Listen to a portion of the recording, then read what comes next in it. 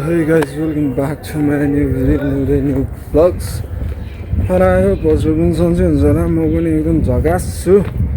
अनि मैले अस्ति हप्ता 10 दिन अगाडि चाहिँ मैले यो के भन्छ फेरि बाँडिरहेको छु यो घरलाई जति सम्झाउँदा पनि नहुने रहेछ यस्तो मान्छेहरू होला यार सिक्रीले बाँड्न मिल्दैन भन्दा नि अनि त्यही हो अब मैले हप्ता 10 दिन अगाडि त्यो आलाराई जाने बाटोबाट चाहिँ त्यो जुन कान नसुन्ने र प्लस यो खुट्टा इबी कार्डले हानेको भनेको थियो त्यो डगलाई चाहिँ क्याट नेपाल लगेको थियो नि त अनि अहिले चाहिँ म कलङ्गी जाँदैछु छु कलङ्गी अनि त्यो हाम्रो माछा पसलको दाइ पनि जान्छु भन्ने कुरा गर्नुभएको छ अनि सो त्यहाँबाट चाहिँ अब क्याट नेपाल गएर चाहिँ अनि त्यो बच्चालाई लिएर यता कमला म्यामको सेल्टरमा लिएर जानुपर्ने हुन्छ किनभने उसको लागि चाहिँ अलिकति सेल्टरको खाँचो परेको कारणले चाहिँ मैले कमला म्यामसँग कुरा गरेको थिएँ अनि उहाँले हुन्छ भन्नुभएको छ सो ठक्क लगाएर अब त्यही गएर अनि भेट्छु के हुन्छ सो हामी चाहिँ यहाँ दाइ र म चाहिँ धोलाइटीको यो क्याट नेपाल आइसकेको छौँ अनि हाम्रो यो बच्चालाई चाहिँ अनि बाटो थाहा नभएर मात्र 1-1.5 घन्टा लाग्यो होला अनि त्यही अब यहाँबाट बच्चा लिएर जानुपर्ने हुन्छ लगभग कति 2 हप्ता जति राखेँ दाइ हामीले 2 हप्ता बढी भयो है त्यही अब यहाँबाट चाहिँ यो के भन्छ कमला म्यामलाई कल गरेर चाहिँ उता सेल्टर लिएर जानुपर्ने हुन्छ हामीले अनि यहाँ धेरै डग्सहरू छन् छन चाहिँ है यो लुतो लागेको पक्कु त्यो लुतो लागेको धेरै डग्सहरू छन् त्यहाँ बाट चाहिँ लिएर जानुपर्ने हुन्छ मैले कमला म्यामको सेल्टरमा कमला म्यामलाई कल गर्नुपर्ने हुन्छ त्यही हो सो हामी बाहिरमा चाहिँ कमला म्यामको सेल्टरमा आइसक्यो लिएर अनि बच्चाहरू यस्तो छ कुनै आँखा नदेख्ने कुनै है त्यही हो यसको चाहिँ कान सुन्दैन यसले के सो टक्क लगाएर कमला म्यामकोमा चाहिँ कुकुर त्यो बच्चालाई छोडेर अहिले अर्को बच्चालाई चाहिँ हामी यो के भन्छ सातो बाटो सिटी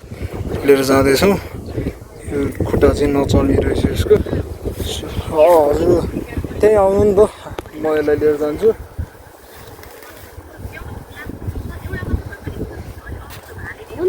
सो म चाहिँ यहाँ टक्क लगाएर के अरे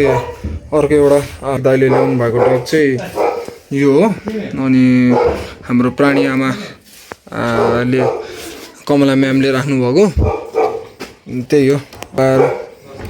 अब यहाँ निस्किनु पर्ने हुन्छ आजको डे यस्तै भयो welcome to my vlog brother अनि आजको डे चाहिँ यस्तै छ अब सेल्टरमा 2 चोटि आज अर्डर गरेँ फर्स्ट टाइम 2 चोटि यसो त 4 चोटि आएँ म थाहा छ दाइ उयो हो टोक्ने दाइ उयो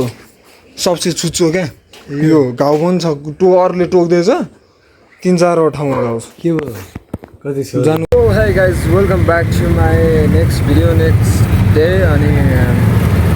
म चाहिँ अहिले यहाँ यो के भन्छ ट्रिटेन कलेजनिर यो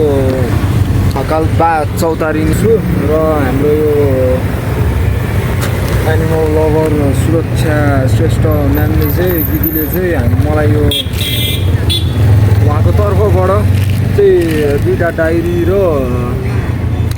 वायरलेस माइक्रोफोन चाहिँ गिफ्ट गर्नुभएको छ and thank you so much सुरक्षा दिदी हजुरलाई धेरै धेरै धन्यवाद यो गिफ्ट मैले भ्लग बनाउँछु भन्नु उहाँलाई थाहा थियो सो उहाँले मलाई यो गिफ्ट चाहिँ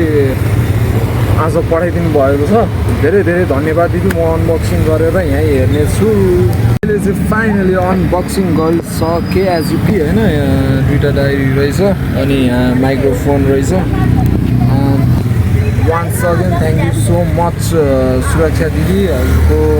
यो गिफ्ट हजुरले दिनुभएको गिफ्ट धेरै धेरै धन्यवाद एकदम राम्रो छ अब युट्युब च्यानलमा सिलगढीको बबाल भिडियो आउँछ कडा हो हेर्दै गयो अनि ठक्क लगाएर म चाहिँ यो व्हिलचेयर लिएर चाहिँ अहिले अब सिटी हस्पिटल सातो बाटो सिटी भेटनेरी हस्पिटल जाँदैछु अनि यो चाहिँ अब उता के भन्छ कि हाम्रो हिजो लगेको त्यो के भन्छ बच्चाको अब बच्चालाई चाहिँ यो व्हिल चेयर लाउनै पर्छ भन्ने कुरा गर्नुभएको थियो, त्यस कारण व्हिल चेयर लिन आएको छु कमला म्यामकोमा। सो अब आम ब्याक टु सातो बाटो। कल आएर म चाहिँ घर आइसकेँ, सातो बाटोमा त्यो व्हिल चेयर पुऱ्याएर चाहिँ म घर आइसकेँ। टक्क लाएर होमवर्क हान्दैछु। अनि त्यही हो, आज चाहिँ अब त्यो एउटा डगको बेबीलाई चाहिँ रेस्क्यु गरेर लिएर आएको थिएँ मैले। मुखभरि लुतो लागेको छ क्या, अनि ज्यानमा हल्का हल्का लुतो छ। अनि अहिले चाहिँ मैले यो कलेज जाने बेला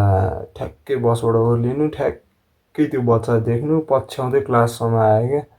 अनि त्यसपछि त्यहाँबाट अनि त्यो देख्नै नसकेर घर ल्याएर घरमा राखेको छु अहिले। अनि भोलि चाहिँ हाम्रो सृजना म्यामले चाहिँ भोलि लिएर आइदेऊ भन्नुभएको छ। अनि सो भोलि चाहिँ म कलेजबाट आएर अनि यो बच्चालाई सृजना म्यामको सेल्टरमा लगेर राखिदिन्छु। अनि सो त्यही हो, नयाँ हुने च्यानल सब्सक्राइब गरिदिनु होला, इन्स्टाग्राममा फलो गरिदिनु होला। हस्, जय नेपाल।